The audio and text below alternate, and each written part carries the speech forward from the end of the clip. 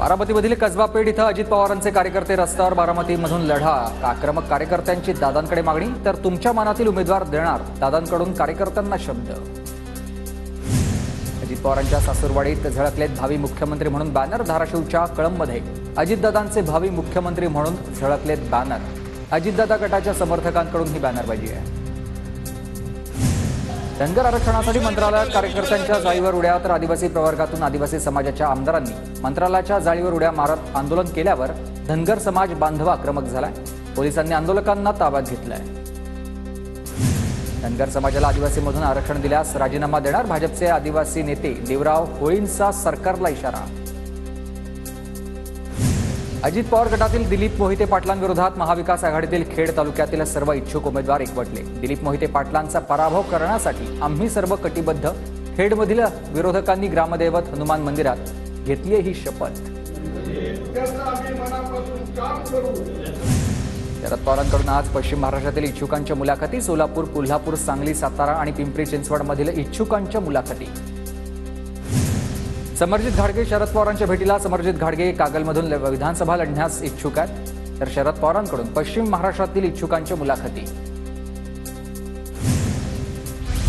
रमेश कदम आणि अभिजित पाटलांनी घेतली आहे शरद पवारांची भेट। माढातून अभिजित पाटील आमदारकीसाठी इच्छुक, तर रमेश कदम मोहोळमधून लढण्यासाठी इच्छुक। शरद पवार गटात आणखी एक मोठ्या नेत्याचा पक्षप्रवेश होण्याची शक्यता आहे। सुळेंच्या गाडीत मोदी बागेतून बाहेर येताना एका व्यक्तीनं माध्यमांपासून आपला चेहरा लपवलाय।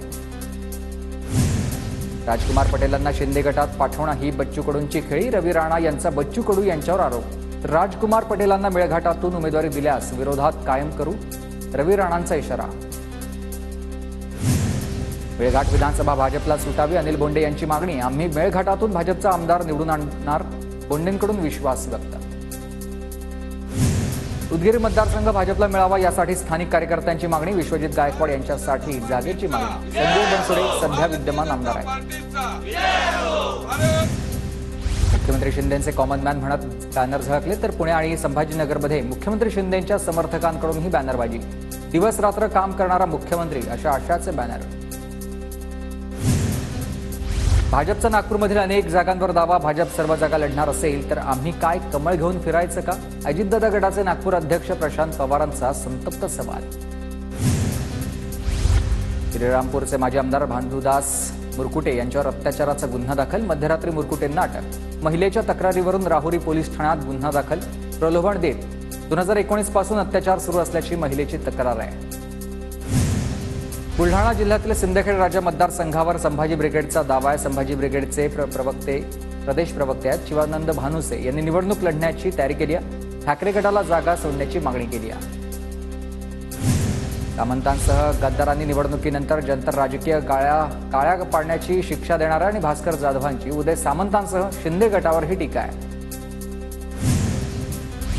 पुण्याच्या भोर विधानसभा मतदारसंघात बहुजन संवाद यात्रेला सुरुवात। आगामी विधानसभा निवडणुकीसाठी वंचित बहुजन आघाडीनं कंबर कसली आहे। गुरुवारी नांदेडमध्ये लाडकी बहीण योजनेचे आयोजन करण्यात आले, तर मुख्यमंत्री एकनाथ शिंदे, उपमुख्यमंत्री देवेंद्र फडणवीस आणि अजित पवार हे उपस्थित राहतील। परभणीत खासदार श्रीकांत शिंदेंच्या सभास्थळी जोरदार पाऊस। पावसामुळे सभेसाठी आलेल्या महिलांची तारांबळ झाली। पावसापासून बचावासाठी महिलांनी खुर्च्या आणि बॅनरचा आधार घेतलाय। श्रीवर्धन मतदारसंघात 10,000 पेक्षा अधिक सायकलींचं वाटप सुरू। रोहा येथील डॉक्टर CD देशमुख शाळेमध्ये सायकल वाटप कार्यक्रमादरम्यान आदिती तटकरेंनी लुटलाय सायकल चालवण्याचा आनंद। अमरावतीच्या चांदूर बाजारामध्ये विद्यार्थ्यांसाठी सायकल बँक योजना। आमदार बच्चू कडूंच्या निधीतून 1,800 विद्यार्थ्यांना मोफत सायकल वाटप करण्यात येणार। नांदेडच्या हिमायतनगर तहसील कार्यालय प्रहारच्या महिलांनी ताब्यात घेतलंय। तहसीलदारांसह अधिकारी कर्मचारी गैरहजर असल्यानं आक्रमक, तर पोलिसांनी समजूत काढल्यानंतर आंदोलन मागे घेण्यात आलं।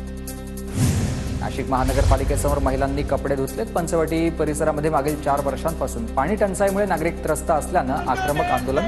100% धरण भरलेलं असताना पाणी टंचाई का? आंदोलकांचा हा सवाल।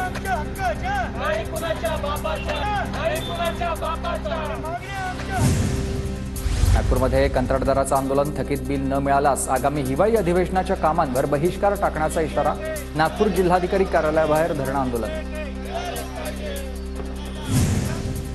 वर्ध्यात शरद पवार गटाचं सरकारविरोधात आंदोलन. महाराष्ट्रातील उद्योग गुजरातमध्ये गेल्याचा आरोप आहे. कार्यकर्त्यांची जोरदार घोषणाबाजी.